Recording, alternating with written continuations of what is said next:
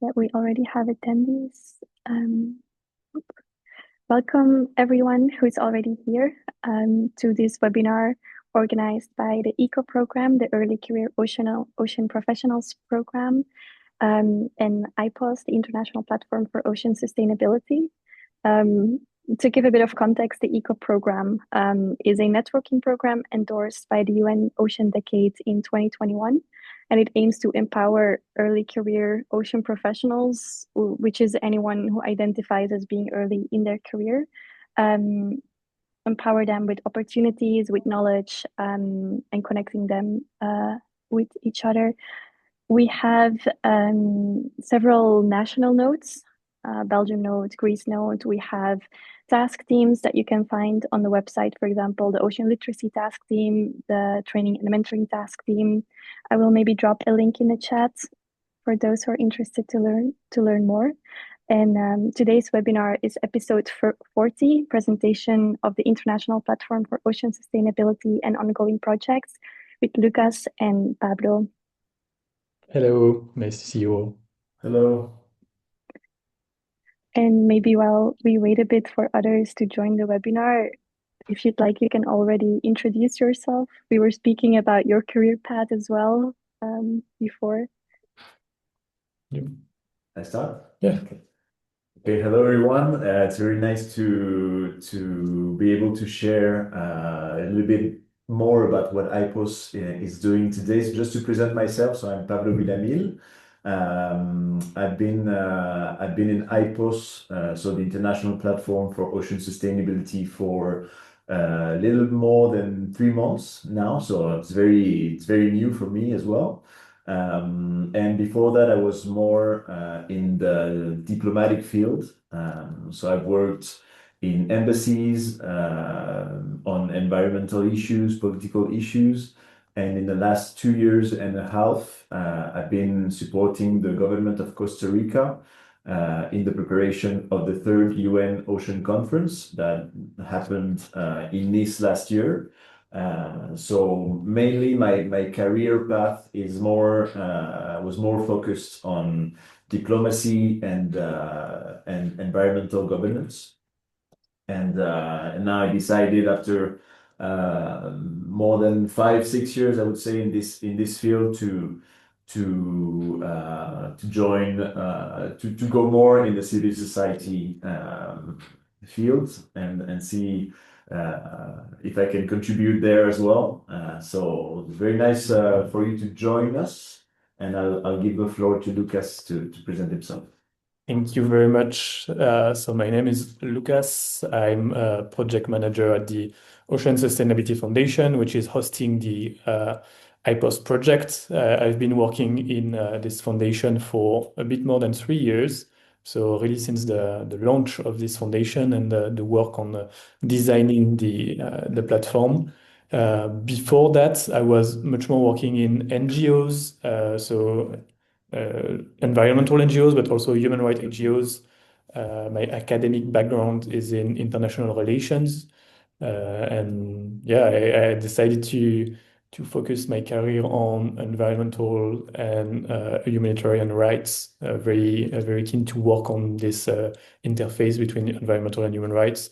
And I think IPOS is a good mix of both, because we work on many different topics for ocean sustainability, and working with a very various pool of stakeholders and knowledge and right holders. So I'm very happy to be part of this team, and very happy to be also coordinating relations with early career ocean professional networks and youth networks, including ECOP.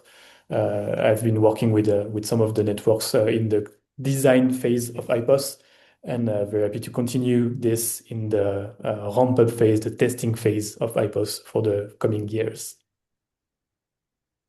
Amazing. Thank you both for these introductions and sharing your backgrounds. I think for ECOPs, it's always super interesting to hear how people get somewhere. And the same for all those who are in the webinar. Please feel free to send a message in the chat to introduce yourself, where you're from, who you are, what you're doing, what you're interested in. And in the meantime, I will also share a poll to get to know you a bit better. and what you already know about IPOS. So if this has worked, you should all see a pop-up screen with a few questions.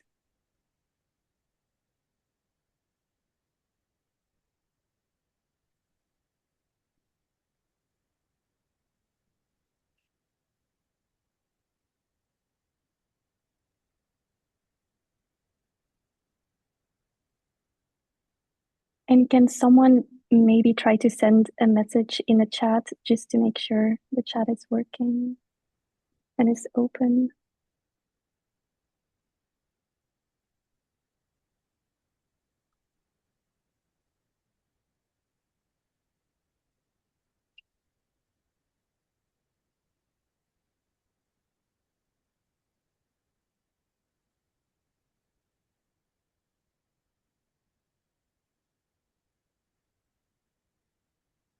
So I see that Lucas has just shared his email in the chat. Is everyone able to see this message?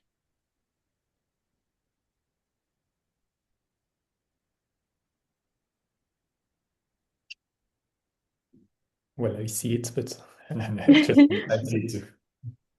I'm checking because sometimes there's a little function that says you're sending messages to panelists and hosts. So just to make sure everyone is able to Yeah, I see the think chat. I had to select everyone. Ah, perfect. Then it should work. And again, as a reminder, please feel free, everyone in this webinar, to introduce yourself if you'd like so. Also, throughout the webinar, you're very welcome to turn on your camera. And at the end, we will also have a Q&A session. Please feel free to already send your questions in the Q&A box or in the chat or at the end using your microphone, and then we can have an interactive conversation.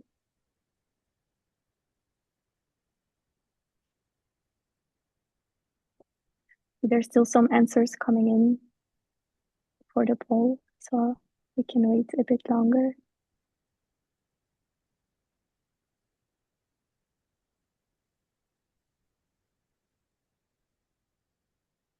I'm seeing that Lois sent a message. Hello, everybody. I am a freshly graduated student in tropical ecology and deeply passionate about the ocean. And a message from Malu. Hello, everyone. My name is Malu Esnier. I'm from Geneva, Switzerland, and I'm an ECOP international lawyer and facilitator, really passionate about the BBNG and high seas governance.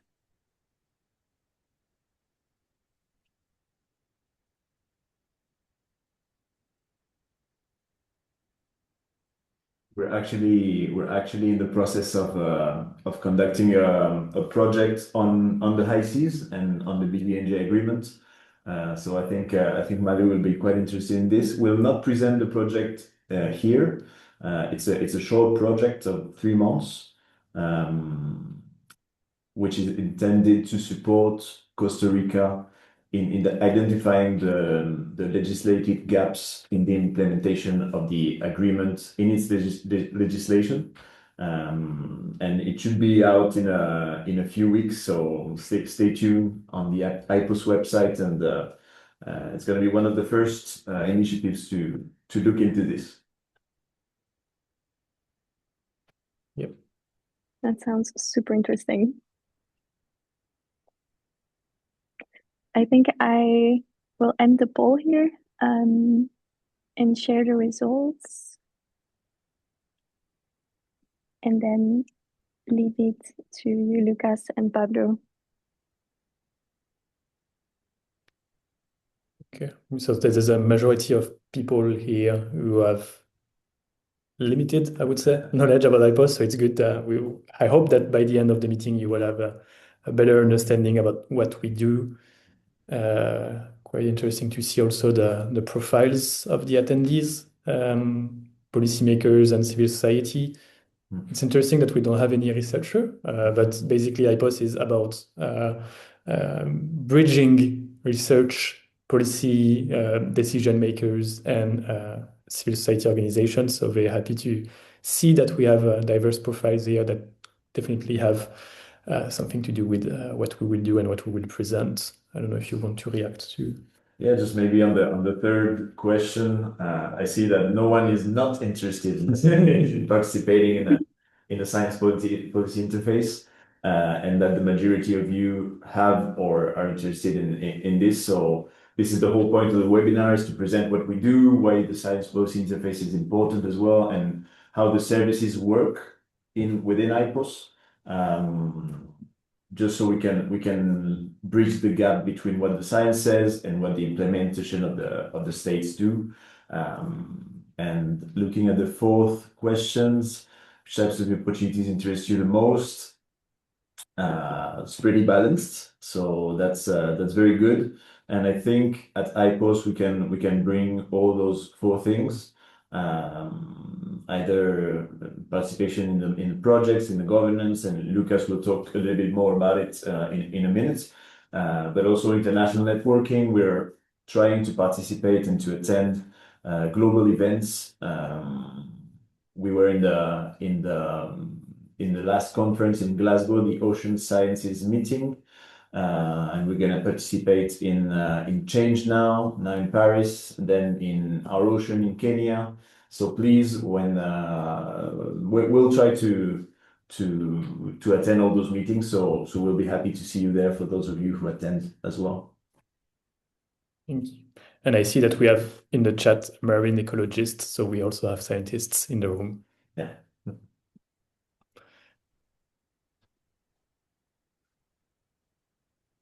Okay. There's still a fifth question. Do you have experience in the following topics? So I see, unfortunately, we have no one having experience in mangroves, but today I will talk a little bit more about an action request. So it's an IPOS project that we have in Panama, which focuses on mangrove governance and mangrove legislative framework. And in the framework of this project, we're looking for experts. We're looking for a facilitator on the ground. And so this is just one example of opportunities in IPOS. We'll, of course, talk more broadly about this, but yeah, just to mention that those opportunities, of course, we're always looking for people and ECOPs who can facilitate multi-actor processes. That's very important. Most of our projects involve some kind of facilitation between various sectors. That's a little bit the heart of IPOS, to gather different voices from different sectors, different sources of knowledge around the same table, and try to solve issues that are sometimes conflicting. So it's very good to have these skills, I think, as well as project management. It goes without saying. And ocean governance, I think, in most projects, considering that we are always trying to align our projects and our recommendations, policy options, under the main conventions and the main global assessments, basically what the states say, what the science says. It's always important to have the skill of ocean governance to understand the dynamics behind all this. So pretty interesting to have those, to have all of you in the room. Yeah, I think those are the reactions to the poll. So thank you very much for answering this. Thank you very much. Amazing. Thank you. And I will stop sharing my screen so that you can share the presentation you have prepared. Yeah. So can you all see my screen? Yes? Yeah. Perfect. All right, so I will start with a presentation, rather global, on what is IPOS, what is the history behind IPOS, and also what are the relations that we have now and the possible opportunities with early career ocean professionals.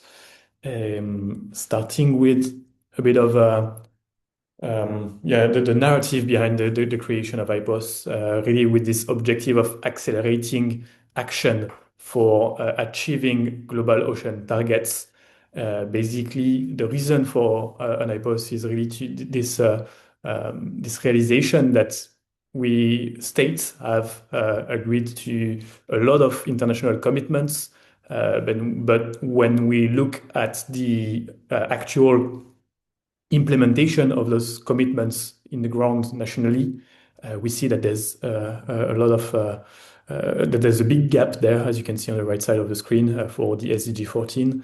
And this gap between those commitments, the knowledge that is existing, and the actual implementation of those commitments on the ground is where IPOS really wants to act to strengthen the capacity of states to implement their global ocean commitments more efficiently and also more inclusively, making sure that they will achieve those commitments based on the best knowledge available, but knowledge that is not only scientific knowledge, but also the knowledge of local and coastal communities, indigenous communities, civil society organizations, private sector companies, etc. So really gathering those different knowledge systems to make sure that we can support states into achieving their commitments.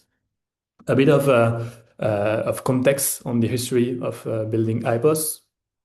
Originally, and I will only say that once because we are moving away from this and we don't want to be qualified as this, but the original idea behind IPOS was to create an IPCC of the ocean.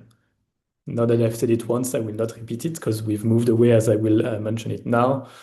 We actually realized both with global consultation, but also with a feasibility study, that this idea did not correspond to what was needed and what was identified as needed by the different ocean stakeholders. So with this global consultation, we discussed with many ocean knowledge and right holders and stakeholders. We did we did a lot of webinars, including with early career ocean professionals networks, including with ECOP and others, to really reflect collectively on the mission statement of IPOS, the vision of IPOS, the different services that we could propose, how to really respond to the actual gap at this interface between knowledge and decision making. And this, thanks to this global consultation and feasibility study, we ended up thinking of a new model for IPOS.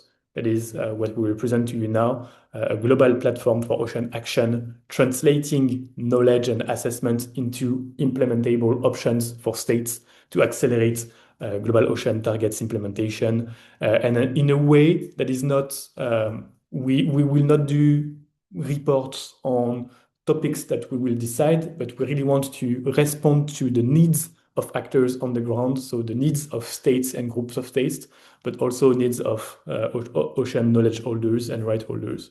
So by designing a request-driven mechanism. And now we are so we've launched this proposition at UNOC last year in Nice. And the idea that we have now is that until the end of 2027, so 2 years, we'll have what we call a ramp-up phase, testing phase, where we will be able to test in the real world with real concrete projects the services of IPOS, but also its governance, making sure that it responds to what was identified as the key values of IPOS. How do we plan to do that? Basically, as I mentioned, IPOS approach is really about bridging the decision and the knowledge. For most of our projects, this will start with a request from a state asking for support to IPOS, and then IPOS will be in charge of gathering the different knowledge systems and knowledge and right holders. So from the scientific community, both natural science and human and social science, of course, from the private sector, from international and regional organizations, from indigenous people and local communities, from youth networks, of course, from civil society organizations, gathering this knowledge and collaboratively with all those knowledge and right holders, designing policy options that will be presented to the states in different formats, depending on what is needed and what is identified as relevant by those actors to accelerate the implementation of their international commitments. Concretely, we propose 3 different services. The 2 first one that we have already launched come from a request from a state. The first one, the action request that you can see on the left side of the screen, it's what we call our long-term project, even if it's only 12 months, and it's basically a question from a state.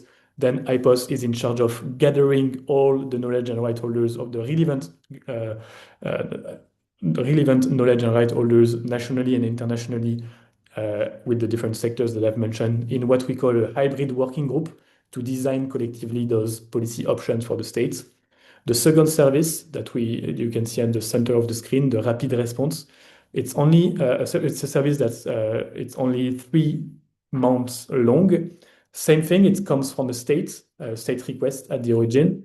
But then IPOS will not create a working group gathering all the expertise, but it will rather create a small team of a few experts, 3, 4, sometimes 2 experts, and also leverage a tool that we have designed that is called the IPOS GPT tool. And that is basically a tool that supports us into accessing the best knowledge available. So thanks to this tool, we have access to almost 1 million sources, 1 million scientific articles, reports from IPCC, IPBES, World Ocean Assessment, etc.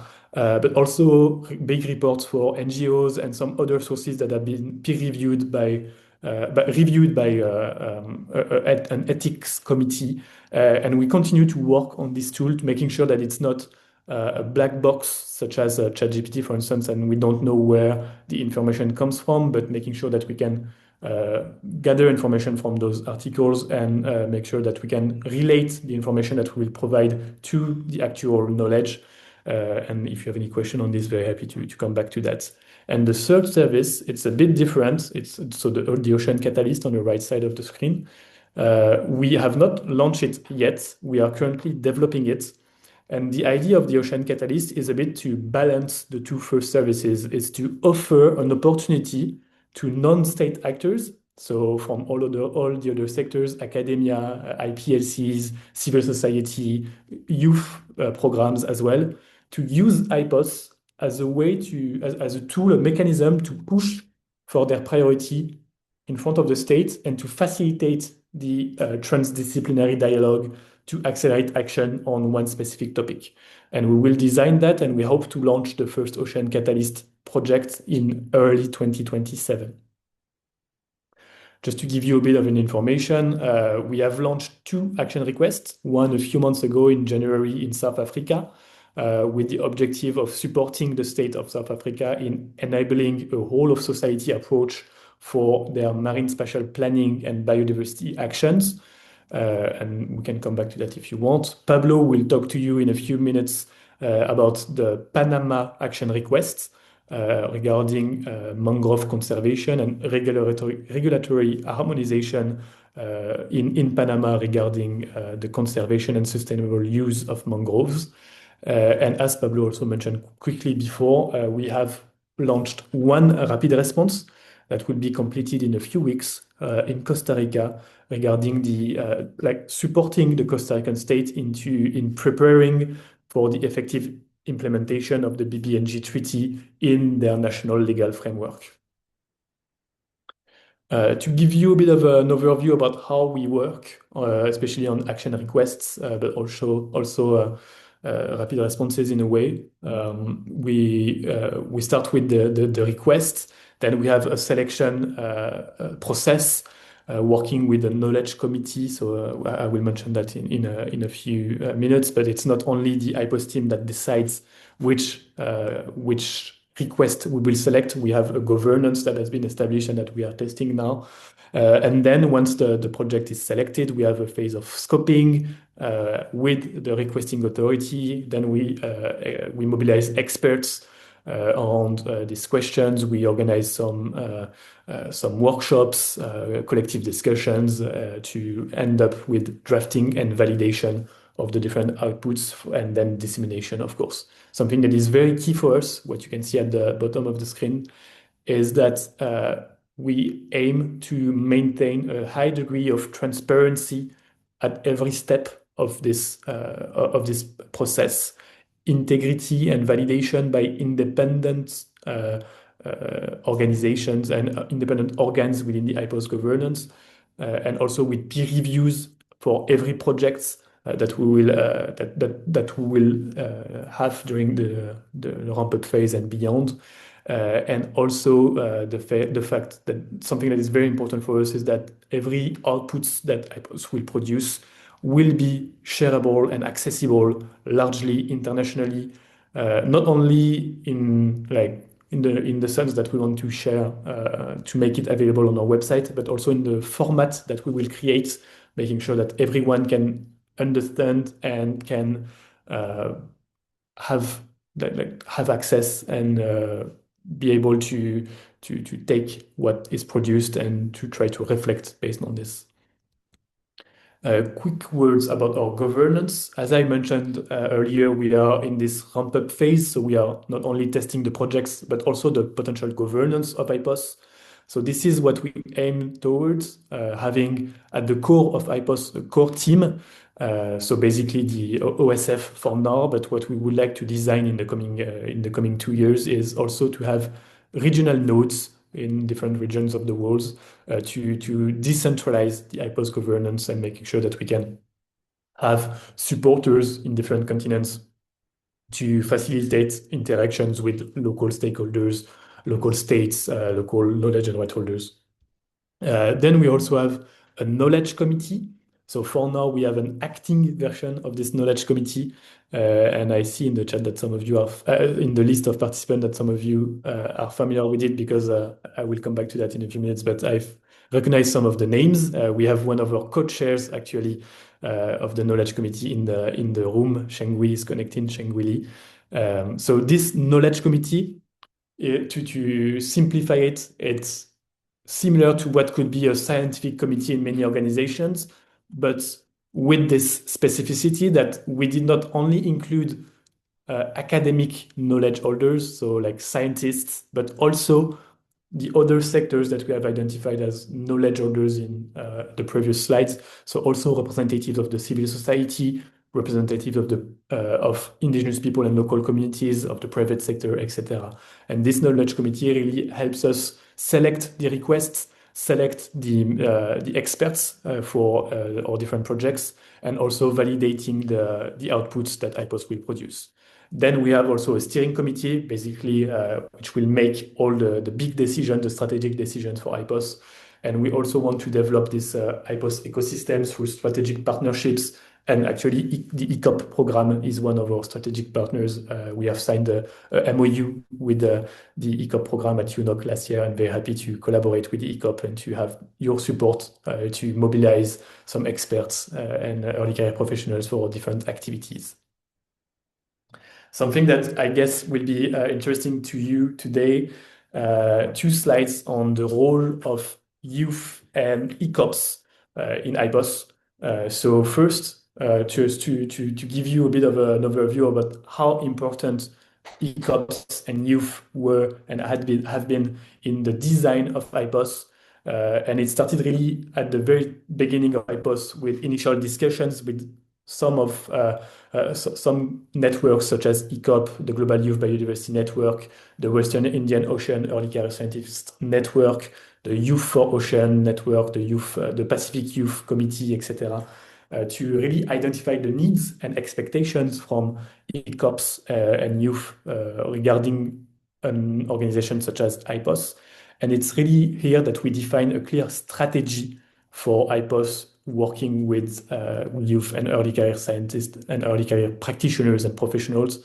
Originally, we had this idea of designing a youth coalition, but what was identified as much more adapted was not to have this coalition a bit on the side of IPOS, but rather to have ECOPs and youth everywhere in IPOS, everywhere in our activities. So in our consultation process, of course, to design the IPOS, in our pilot projects, to test the different services that I've presented, and also in our pilot governance. And to make sure that we will do that, we have officially some concrete commitments, MOUs. I've mentioned the one that we have with also with other strategic youth partners. Also, this position paper, and if you scan the QR code that I've put on the top right of the screen, you should be able to download this position paper for meaningful engagement of ECOPs.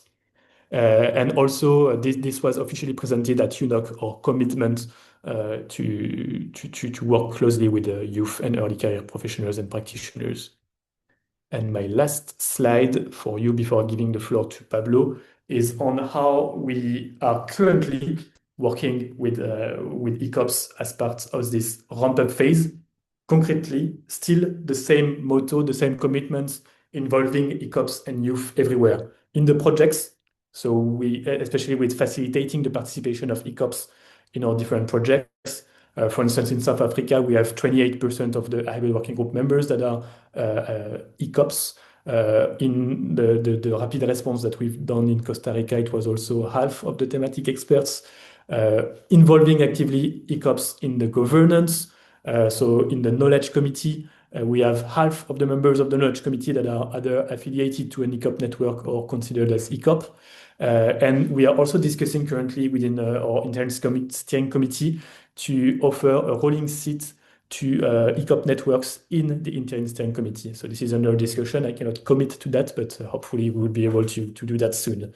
And also some coming opportunities for you. As you can see, Pablo will mention that very soon, that we will launch this project in Panama, and we will be looking for experts in Panama.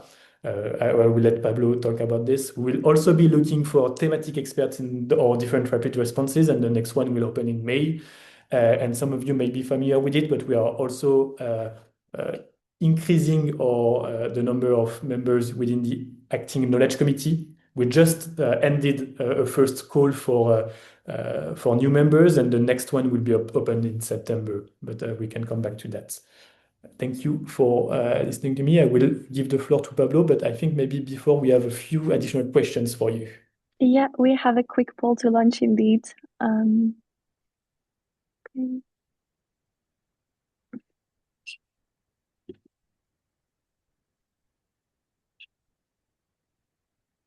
Yes, so you should all see now a question pop up on your screen. Yep. In the meantime, just to say, Lucas and Pablo, it is so interesting to hear about the work, and especially the project that will be launched where the connection can come from citizens towards states. Amazing work. Thank you. Yeah, actually, so within the OSEF team, I'm the one in charge of developing this search service. And my plan is also to discuss with our strategic partners, so including the ECOP program and other early career ocean professional and practitioners network to see basically how this tool could respond to their needs, to your needs actually. So very happy to have us dedicated sessions on this in the future. We have a few months to do that, but I would like to move forward with you on this. That would be amazing. Yeah.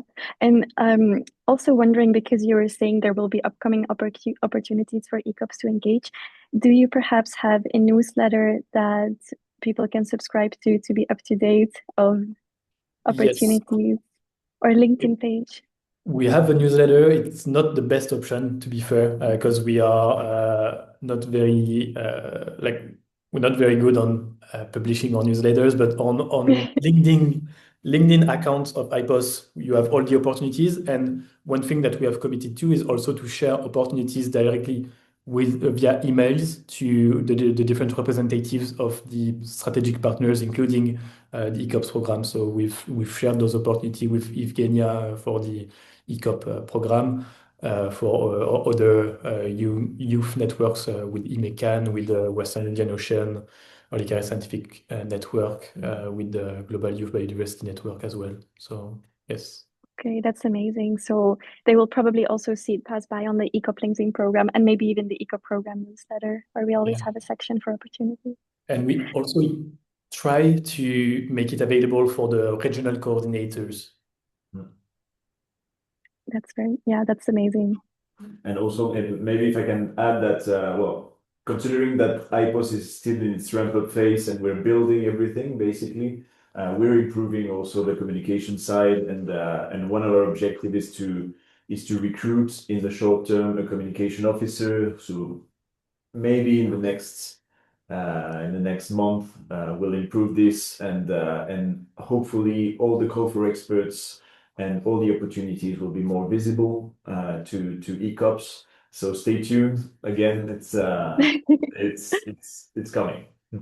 Amazing. I was just about to share the results of the poll, but actually I saw that somebody raised their hand. Would you mind already taking a question? Yeah, sure. Okay, so because of safety reasons, we have the microphone function off for attendees, but I will have a quick look to enable it. In the meantime, I will already end the poll and share the results. Maybe you can already discuss them while I look for the correct function. It's quite balanced, actually. Yeah. But that's good because actually IPOS can offer those different options. So yeah, and a lot of a little bit more on influencing the public policy. That's the main goal, and as Lucas said, it's the basis of the action of IPOS is to accelerate implementation of sustainability goals, and to help states. And that's why we started this ramp-up phase with those two first services, the action request and the rapid response, because it's directed to states, and that's where the gaps is right now, and where we need to make efforts. So we're very much aligned in this. Amazing. I have found how to turn on someone's microphone. But just to quickly mention, Lucas, the positioning paper you were talking about, I've also put the link in the chat for those who haven't seen it yet. thank you. Then I will allow Malou Estier. I think you were the one who raised your hand. Okay, you should be able to. Can you hear me? Sorry, Yeah. I'm in a cafe, so this is very loud. But I was curious about the legal entity of IPOS. And when you were talking about the nods, the regional nods, what is it going to look like? And also interested about funding, like how related to governments is it versus civil society, or where do you position IPOS? Okay. I can start to answer this question, and Pablo, if you want, you can complete. So the legal entity of IPOS, for now, IPOS is a project that is hosted by the Ocean Sustainability Foundation, a foundation hosted by the CNRS Foundation. And IPOS per se does not have a proper legal entity. It's really the project that is hosted by the foundation. In terms of funding, something that I should have mentioned as part of the ramp-up phase, what we are testing is that there's no direct financial relations between the requesting country and the activities. So the countries do not have to pay for IPOS activities. And the objective is that whenever we develop the catalyst, it will be the same, of course. So this is very important for us. And how we work from now, the fundings, it's several sources. Most of the funds come from the European Commission. We also have some other countries supporting us financially, but they are not expecting us to work on their specific questions. It's actually much more support on functioning rather than operations. And for operations, we are supported by philanthropy organizations and private foundations, actually. I don't know if you want to add anything. Just maybe to add on this, it's very important for us to be able to support states without any financial and monetary contribution for them, because it's important we keep our neutrality, our independence in the whole process, and without this, I think the kind of platform that we envisioned from the start will not be possible. So it's very important to bring for IPOS and for the different groups that we create to work on specific outcomes requested by the country, but for the outcomes that come out of the work of the groups, to be able to be neutral, science-based, and without any interference with the state. The state can, of course, guide because of course sometimes they have resources and knowledge that the project needs. But it's important that we gather all those actors and have this multi-actor process without too much interference from the state. And so this is why it's for us, it's one of the key elements, actually.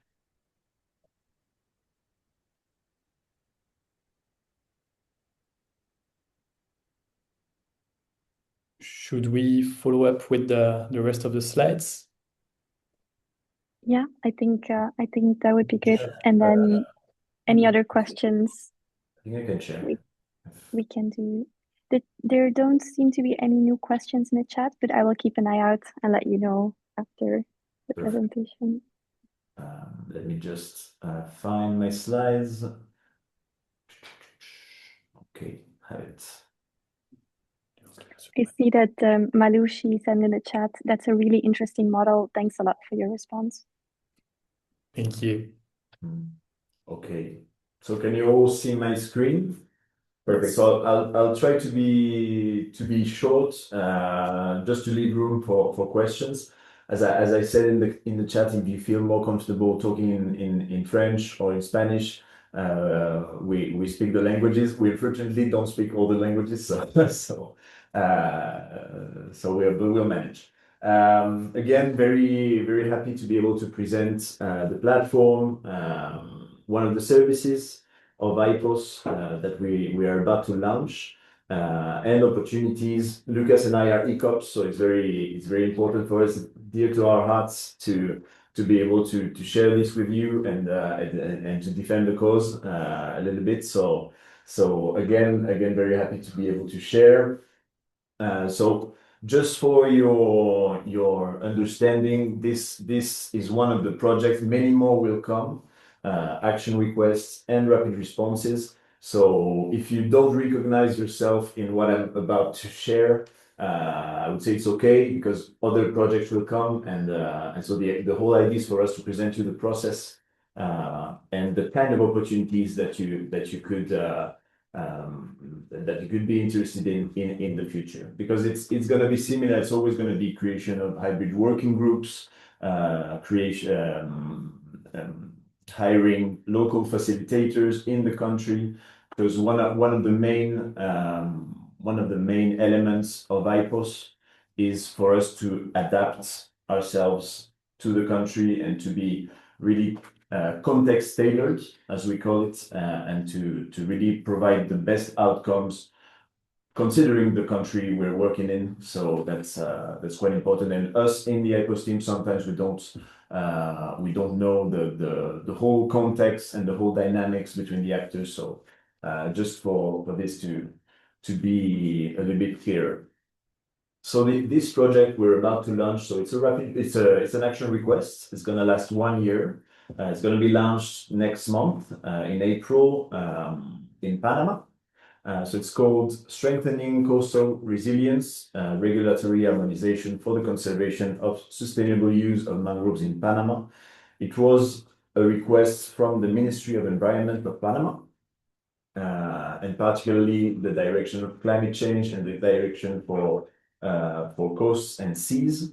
And what basically the country and the ministry is asking from us is to harmonize the legal framework when it comes to mangrove use and mangrove conservation, because they realize that in Panama there are two laws, one from 2006 and the other one from 2022, that are conflicting. The first one allows mangrove felling in an exceptional manner for concessions, for tourism development, especially, and the other one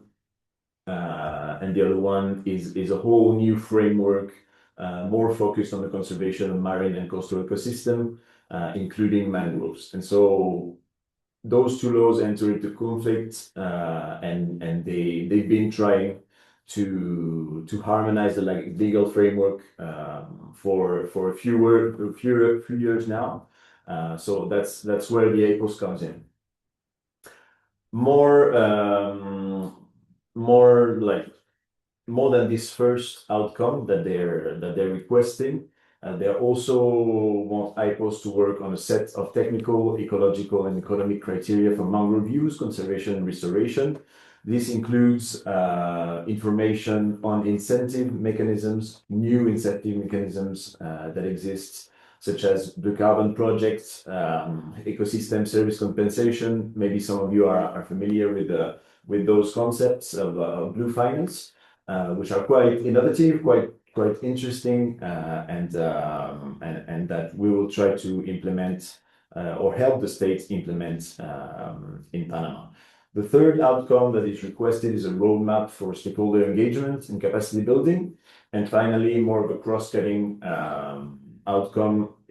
Panama wants some communication material to position itself on the international stage, I would say, as a leader in coastal governance.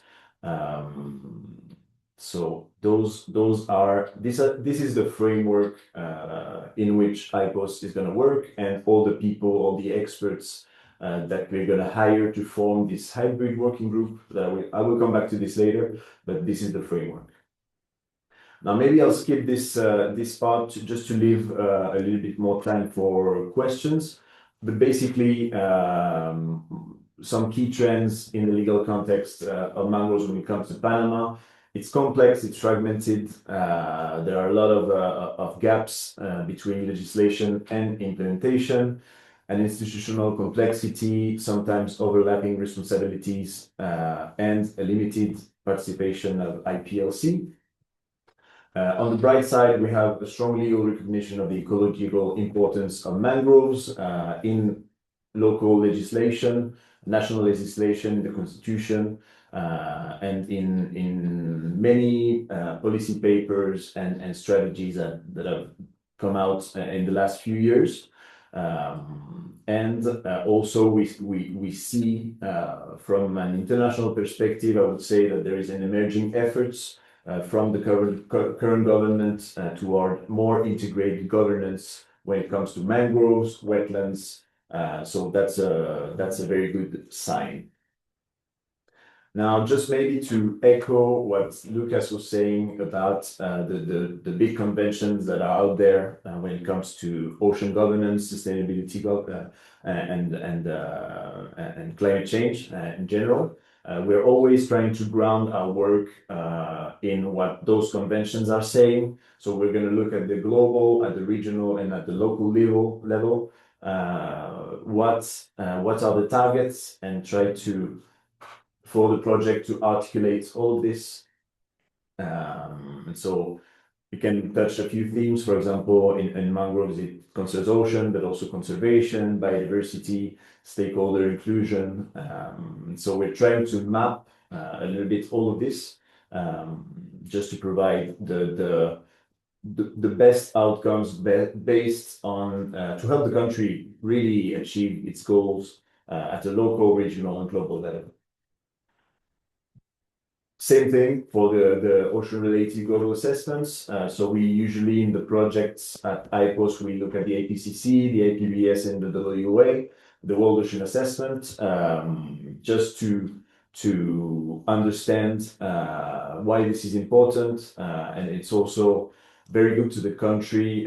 Sometimes the countries have a little bit difficulty, struggle to articulate all of this and to see their action in a global manner. So it's important for us as an initial scoping of the project to say, okay, this project is going to help, and it's gonna help the country under what those assessments are saying. Now, how will it look like in the theory? So we're going to form a hybrid working group in the next month. I think it's going to happen in May for Panama. Basically, the hybrid working group is a way to co-mobilize different sources of knowledge. We want it for the results of the project to be as legitimate and as fitting as possible, to be representative and diverse. This means geographical diversity. This means gender balanced. discipline balance, and age balance, of course, and that is also where the ECOP programs come in. And we will try our best to mobilize the focal points in the country, in the region, for them to be able to also to relay what we do, the different calls, and for those to be always aware of what we're doing. That's very important to us. And also different sources of knowledge. And this is why the composition involves IPLC, private sector, academic sector, regional organizations, sometimes international organization. For Panama, for example, the Ramsar Convention will be key in this process. Civil society from the country, but also internationally, to bring this international vision to the whole process. And also something that's quite important for us is for this group to be able to have an artist, just to be able to connect the project to society and to give this extra vision. That sometimes when you read a report, you don't have all the knowledge that comes out of the project, but through art, sometimes we can express differently, and that's something that we've been defending as well. So there, that's the theory of the composition of the hybrid working group. When it comes to Panama and the project, of course, this is right now the project is not launched yet, so it's quite theoretical, and it's what's in our heads. But basically, in Panama, there is a National Wetlands Committee that was created in 2007 that already has legal mandate to work on mangrove and wetlands related issues, governance, etc., involving government entities, academic sector, civil society, and the regional center for the Ramsar Convention, which has an office on site. And so this, we think, would be a very good basis to work on the project, but we need more sources of knowledge. The private sector, for example, is not there. IPLC is not represented. Artists, international academic sector, regional and international organization. We've been developing a very good cooperation with UNET regional seeds, and especially the Cartagena Convention. And so we believe they would be able to bring this regional vision and regional guidelines to the process. International civil society, for example, I don't know if any of you know the Mangrove Breakthrough, but those kind of civil society initiatives are quite important in those processes to bring this extra vision, and also financial institutions, because a good part of the project will be to explore, as I said, incentive mechanisms, and such as bonds, credits, etc., and those innovative instruments. Just this sorry, I see the time flying, but all this to say that the call for experts is going to be published mid-April. So this is one opportunity. Many more will come in other projects, but this is a little bit the process. And also we're hiring right now a local facilitator in Panama that will be based in Panama, and who is going to help us as the local anchor of the project to facilitate all the process. And so we published recently the call, and we disseminated it as largely as we could. And so this is the kind of opportunity also that would fit for ECOP. And yeah, that's a little bit, I think it was my last slide. So thank you, and we have a few minutes for questions. Sorry, we intended to have more time, but Lucas, yeah. I just wanted to add one thing that I should have mentioned earlier, is that experts participating in IPOS projects, but also in the knowledge committee, are compensated for their time and knowledge. So there's a fee that is the same for every member that we offer to the different experts participating. It's very important for us to also, it's part of what was identified as needed by the actors whenever we designed IPOS. So it's important that we offer this as well.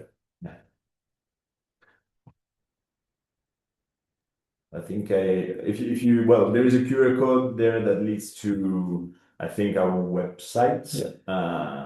And we'll put in the chat our emails.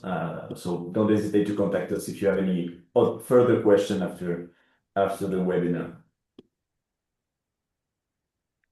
Amazing. Thank you so much. And I'm super happy to hear about these paid opportunities. I think in the ECOP network, we're always happy to hear that our work can be compensated. Maybe just to ask if there's any questions from the audience, please feel free to send them in the chat or raise your hands and we can enable your microphone.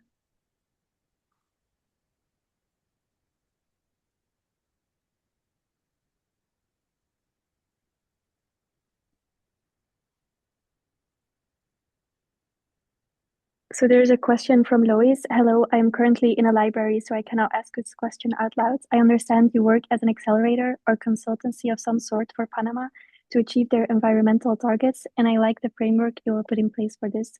I wonder, however, what the reason is for Panama to seek for your help to manage this project, as I imagine themselves have great access to local experts, organizations, local communities, etc. Is it out of financial consideration that they do this? Yes, maybe I can reply to this one. Calling for a platform like IPOS could mean several things. One thing is, of course, financial aspects, and a project like this can be quite heavy, especially when we're quite ambitious. So having the support of an independent entity that can coordinate the project, it's very valuable for them. Another consideration is the size of the ministries in developed countries. So I know for a fact that most of the developing countries have not the resources, human or financial, but mainly human, to be able to work on such projects. Maybe just as an example and based on my experience, but when I was working for the government of Costa Rica, working on the third UNOC last year, the whole team in France, so it was co-organized by France and Costa Rica. France had maybe 100 people working on the conference, and Costa Rica, who was co-hosting the conference, had only 3.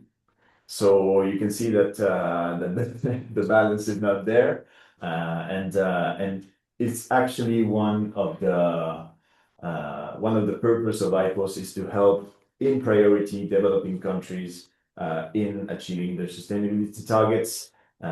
So that's the second element. The third element I see is that sometimes countries, when addressing such conflicting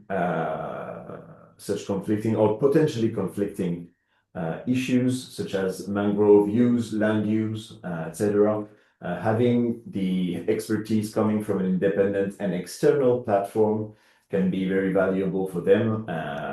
So as a strategy, I think it's also quite interesting for them to have this opportunity.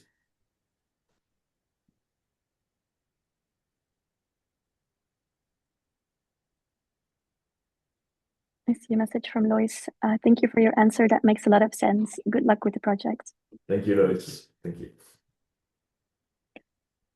Any other questions from the audience?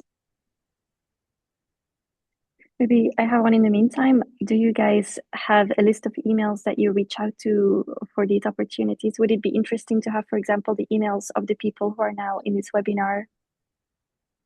Sure, definitely. And also, I've put my emails in the chat. Pablo just did for him as well. So if you also are interested in the Panama project, I guess it would be Pablo. But any other question, it can be either Pablo or me. Very happy. For instance, for the knowledge committee, I'm very happy discuss with you for the catalyst as well, the third service, and for any question that you would have. Very happy to discuss with you. If you have any suggestions, recommendations, also on the way we can improve this this integration of ECOPs, it's always welcome. And we're always thinking about how to improve this process. We have to take advantage actually of the fact that we're in this ramp-up phase. So everything is not set in stone, and the idea is to have this flexibility to be able in 2 years to have this platform that is internationally recognized, anchored, known, and has weight. So that's also something that we hope to bring people together and to be able to gather all the insights that we can get to improve the process. So yeah, you can always follow us on LinkedIn. Check the website regularly because we always publish on the website our opportunities. And on LinkedIn, we say, for example, which when we are attending international conferences, so you can reach out to us, and we'll be happy to have a chat, have a coffee or whatever. So don't hesitate. Amazing. And I see there's another question from Lois. Do you have any upcoming projects that will be implemented within Europe? Maybe I can take this one.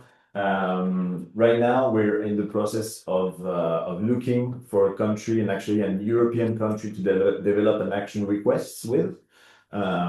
So again, this is ongoing. We're having discussions with several countries in Europe to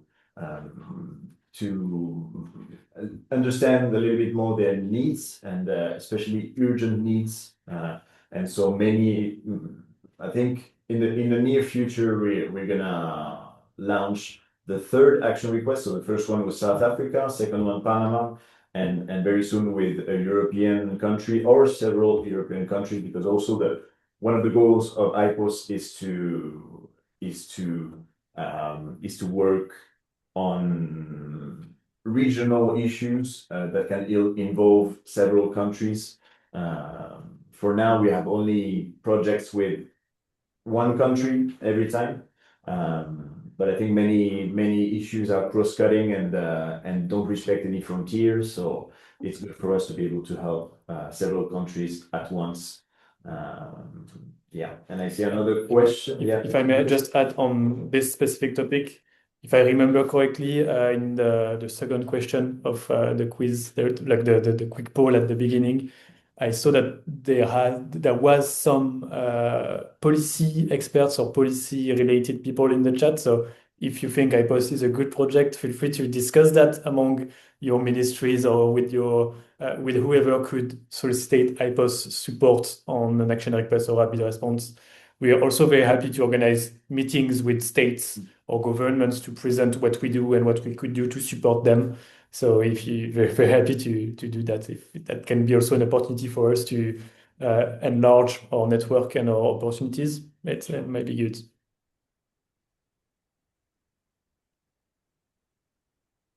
And yeah, there was a question on the last question. How many people are there in the IPOS team currently? How many are we? I think I would say about 10 people. We have our two co-chairs, co-leads, co-founders of IPOS, Françoise Gaël, who is a French marine biologist, and Tania Brody-Rudolph, who is an environmental lawyer from South Africa.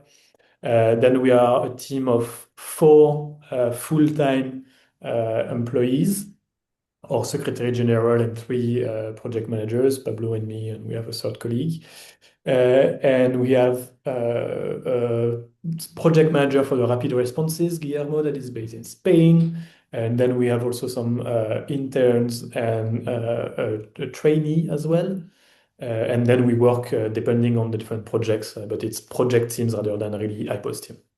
That's actually quite interesting, because another opportunity in the future, as projects expand, we're going to be hiring, of course, in the headquarters.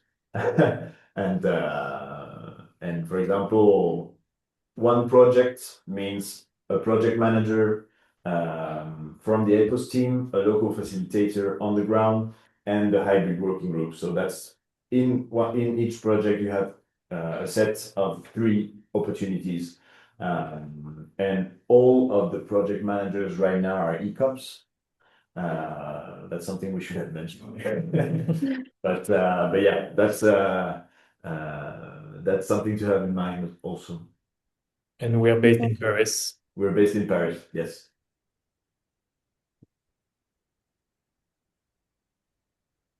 Seeing any other questions? In the meantime, I was thinking, Lucas and Pablo, you suggested to try and take a screenshot with the attendees. And since I can enable microphones, I'm wondering if it is the same for camera. So if anybody wants to try and raise their hand and is willing to turn on their camera for a group picture, then we can see if it works. I see Lois raised his hand. So, okay, I can first allow you to talk. And then can you try to turn on your camera?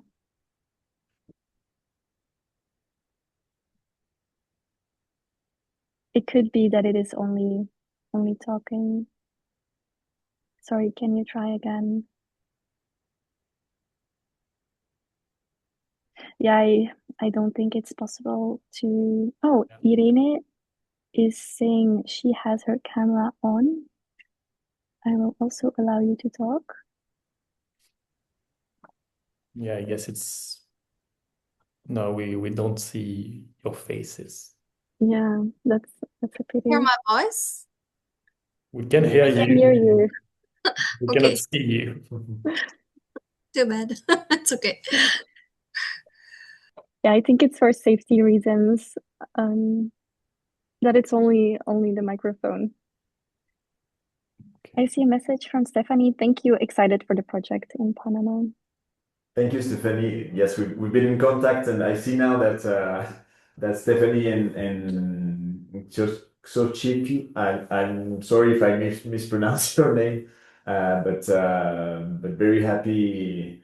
So Stephanie is the ECOP focal point in Panama, and Xochitl is the ECOP Central America and Panama focal point. So very happy to be in contact with them and to be able to meet them very soon.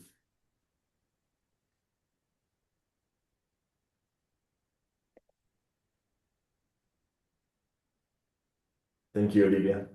Thank you very much. And thank you, Anna, for the thank you moderation. to the Of ECOP course. program and always a great cooperation with you, and so thank you for that. It was a pleasure, and I'm super happy to have met both of you and everyone here in the webinar and to have learned more about IPOS. I think it's super interesting work. Me, myself, I'm going to keep an eye on these opportunities that are going to pop up, and I think maybe the attendees in the webinar will too. Thank you very much. Don't hesitate to contact us if you have any questions once again. Yeah. So then I think we can round up here. Thank you again, Pablo and Lucas and everyone here. And keep an eye on the LinkedIn web pages of IPOS and the ECOP program, as well as posts about future webinars that we'll have. And who knows, maybe one about IPOS in the future again. Yeah. Thank you. Many thanks. Thank you very much. Goodbye.